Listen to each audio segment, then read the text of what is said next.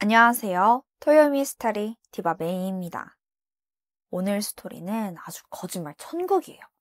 와, 이 관련자들이 어찌나 거짓말하는지 저도 이거 사건 준비하다 진짜 미쳐버리는 줄 알았다니까요.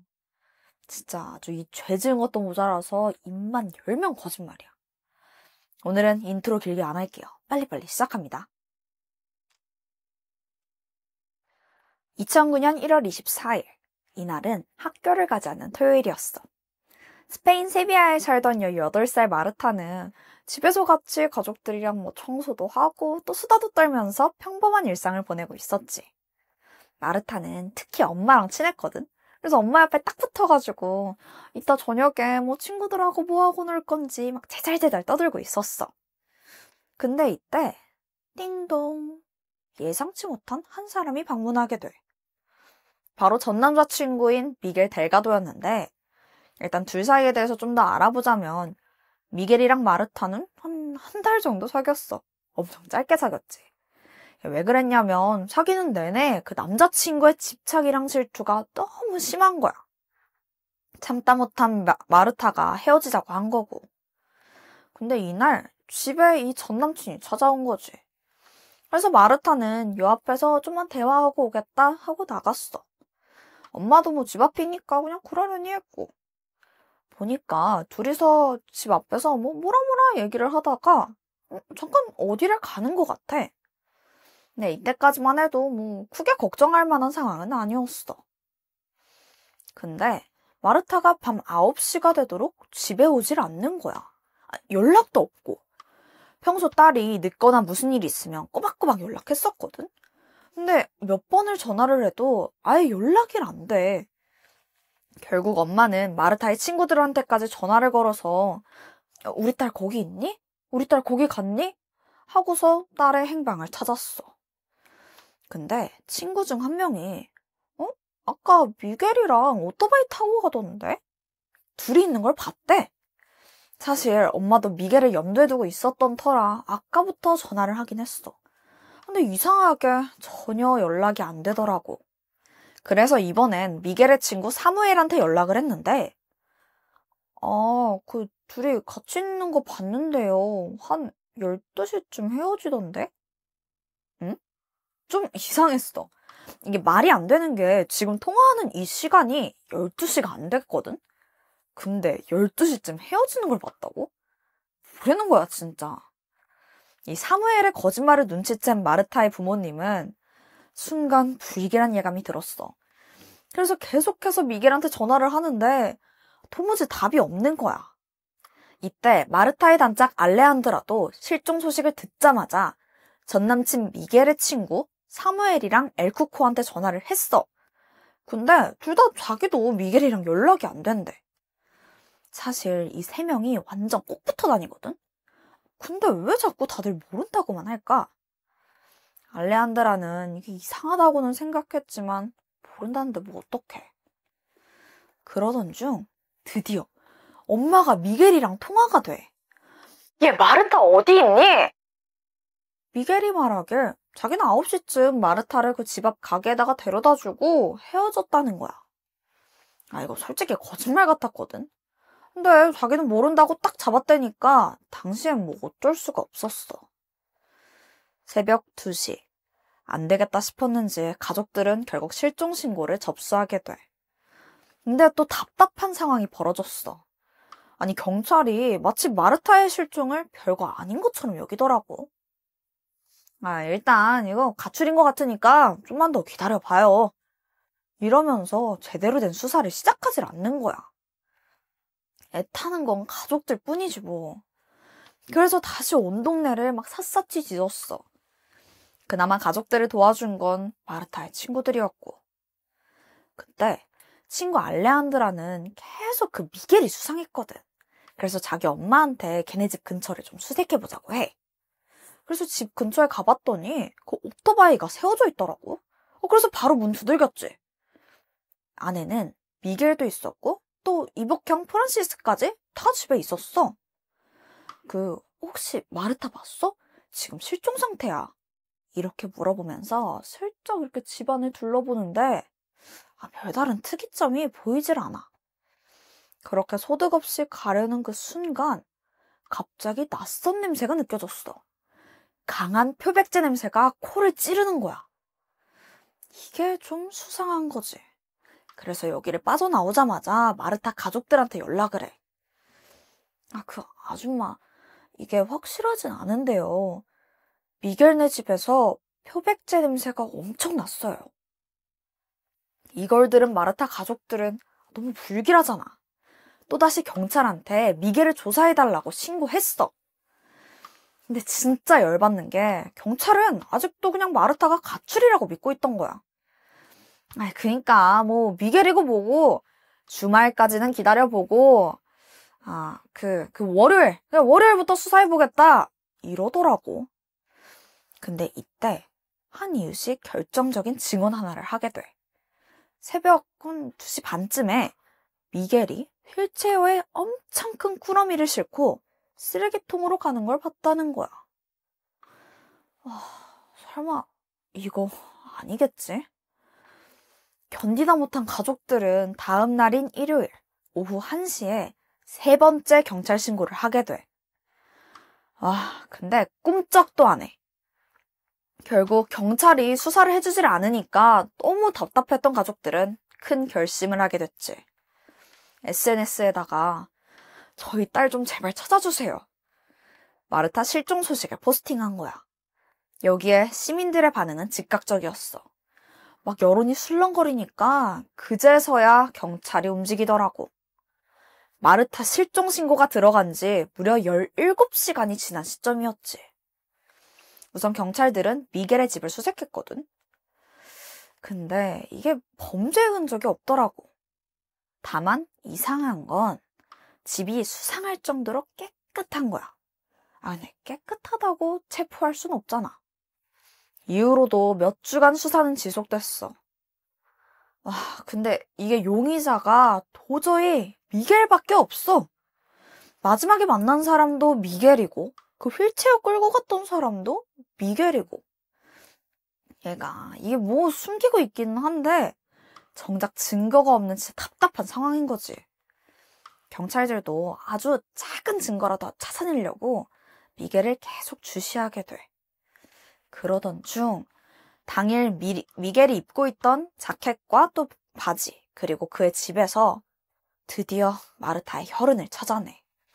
이때다 싶어서 경찰은 미겔을 체포했고 이거 증거까지 있는 마당에 네가 거짓말하면 형량만 늘어난다 이러면서 협박도 하고 또 회유도 하게 되지.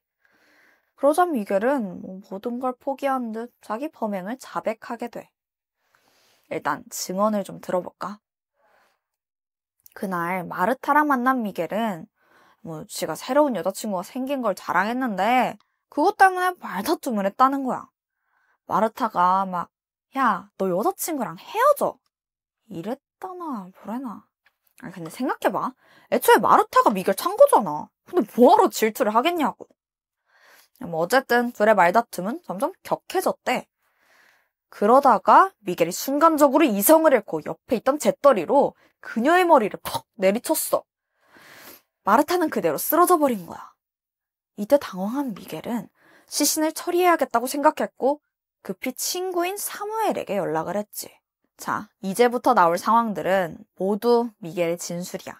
모순이 있는지 한번 잘 들어봐봐. 이후에 둘은 시신 유기를 위해서 오토바이를 타고 근처 강으로 향했어. 근데 오토바이? 이게 어떻게 이동했냐면 마르타의 시신을 가운데에 앉힌 후에 사무엘이랑 미겔이 이렇게 앞뒤로 앉아서 이동을 했다는 거야. 근데 이게 가능한가? 이거 중심이 잡힌다고? 마르타가 사망한 상태라 축 늘어져 있었을 텐데 중심 잡기가 쉽지 않을 거거든. 게다가 강으로 가려면 무조건 시내를 통과해서 가야 돼. 아무리 새벽이라고 해도 그 사방이 오픈된 그 오토바이 위에서 피범벅이 된 시신을 태워가지고 이동한다는 게 이게 상식적으로 말이 안 되잖아. 이런 미겔의 증언을 당연히 경찰하고 가족들은 믿지 않았어. 그렇게 사람들이 지 말을 안 믿는 것 같으니까 갑자기 말을 바꾸더라고.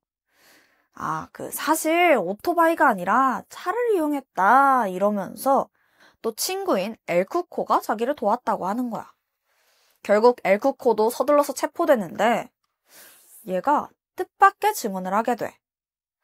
연락을 받고 엘쿠코가 미겔의 집에 갔는데 거기에 마르타의 시신이 있었어. 근데 이때 미겔의 이복형인 프란시스코도 있었다는 거야.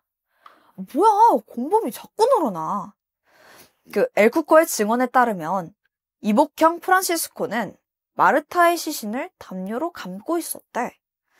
당황하는 엘쿠코를 보더니 야, 너 어디 가서 나불대면 죽여버린다. 이러면서 협박을 했고 그렇게 사무엘, 미겔, 그리고 프란시스코 이 세 명이 시신을 유기하기 위해서 집을 나섰어. 그리고 엘쿠코는 집에서 표백제로 막 혈흔을 닦았다고 하더라고. 이 증언은 미겔의 증언보다 훨씬 더 현실적이고 구체적이지? 그래서 경찰은 이게 신빙성이 있다고 판단을 했고 결국 이복형인 프란시스코도 체포가 돼.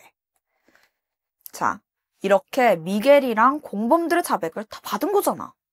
이제 강에서 시신을 찾기만 하면 이 사건이 해결될 것 같은데 이 수사가 또다시 벽에 부딪혀. 일단 그 강을 샅샅이 뒤졌는데 이게 아무것도 나오질 않아. 진짜 수많은 인력들이 투입돼서 싹 뒤졌는데 진짜 아무것도 없는 거야. 그런데 이 와중에 미겔이 또 증언을 번복하더라. 사실 자기는 범인이 아니고 친구 엘쿠코가 약에 취해서 마르타를 살해했고 자기는 그냥 목격자일 뿐이다라는 거지. 그러면서 사실 시신을 유기한 곳은 집 근처 쓰레기통이라는 거야. 잠깐. 그럼 그 미겔이 근처 쓰레기통에 무언가를 버리는 걸 봤다는 그 이웃의 증언이랑 딱 맞아 떨어지잖아. 그래서 그 쓰레기 매립지부터 집 앞 쓰레기통까지 대대적으로 수색을 했지? 근데 마르타의 흔적이 하나도 없어. 뭐야, 이거 또 거짓말한 거야? 사실 미겔이 이런 식으로 계속 진술을 바꾸는 통에 경찰이 엄청 애를 먹었어. 이게 무려 7번이나 이어졌었고. 보니까 얘가 상황을 좀 유리하게 하려고 이러는 것 같아.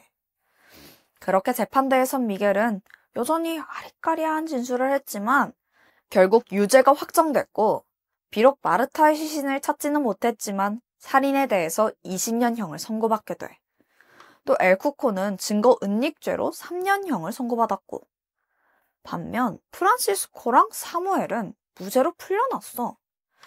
아니 살인은 몰라도 유기에는 가담한 것 같은데 스페인이 이런 면에서 좀 허술한 걸까? 뭐 어쨌든 이 결과가 끝은 아니야. 재판이 끝나고 1년 정도 지나서 2013년 4월 미겔이 다시 한번 자백을 번복해. 이번에 지목한 진범이 누군지 알아? 바로 자기의 형 프란시스코야. 사건 당일 다툼이 있었던 건 미겔과 마르타가 아니라 미겔과 프란시스코였대. 금전적인 문제로 크게 다퉜는데 프란시스코가 막 감정이 격해지면서 미겔을 때리려고 한 거야. 마르타가 이걸 보고 도와주기 위해서 형한테 달려들었고 이 모습에 격분한 그 프란시스코가 총을 꺼내더니 그걸로 그녀의 머리를 수차례 내리쳐서 사망시켰어. 두 형제가 시신을 유기하기로 했는데 이때 예상치 못한 사람이 등장하게 돼. 바로 엘쿠코. 평소처럼 미겔 집에 놀러왔다가 그 광경을 모두 목격하게 됐고 이후 프란시스코의 협박으로 집을 청소한 거지. 두 형제는 마르타의 시신을 휠체어에 태워서 차에 싣고 라 마잘로바라는 농장에 묻었다는 거야. 여기에 대해서 프란시스코는 펄쩍 뛰면서 막 자기 알리바이를 댔지. 근데 사실 애초에 경찰이 미겔을 주범으로 수사를 진행하면서 프란시스코의 행적에 대해서는 자세하게 수사하지는 않았었거든. 심지어 그날 프란시스코가 약간 설명이 안 되는 시간대가 있기도 해. 그러니까 알리바이가 없는 시간이 있는 거지. 근데 문제는 미겔이 벌써 몇 번이나 말 바꾸고 그랬잖아. 재판부는 그의 말을 믿어줄 수가 없는 거지. 심지어 미겔이 말한 농장에 마르타의 시신이 발견되지 않기도 했고 이미 진범이 나온 이 상황에 프란시스코를 다시 수사하는 건 지나치다고 판단하면서 재수사는 벌어지지 않았어. 진짜 길고 긴 사건이야. 이게 계속된 진술 번복으로 이게 해결된 것 같지가 않잖아. 그런데 우리가 잊지 말아야 할 게 있지. 바로 피해자 마르타와 그의 유족들이야. 사실 범인은 잡혔지만 끝내 시신을 찾지 못한 상황이잖아. 그래서 마르타가 사라진 2009년부터 14년이 흐른 2023년, 현재까지도 가족들은 그녀의 시신을 애타게 찾고 있다고 해. 과연 마르타는 어디에 있는 걸까? 7차례나 번복된 이 미겔의 자백 속에 진실은 있긴 한 건지. 아니, 애초에 미겔이 진범이 맞긴 한 걸까? 마르타 실종 사건은 공식적으로 종결됐지만 아직까지도 풀리지 않은 의문들이 너무 많이 남아있어. 미겔만큼은 진실을 알고 있겠지. 오늘 내가 준비한 스토리는 여기까지야. 나는 다음 주에 새로운 이야기로 돌아올게. 지금까지 토요 미스터리 디바메이였습니다.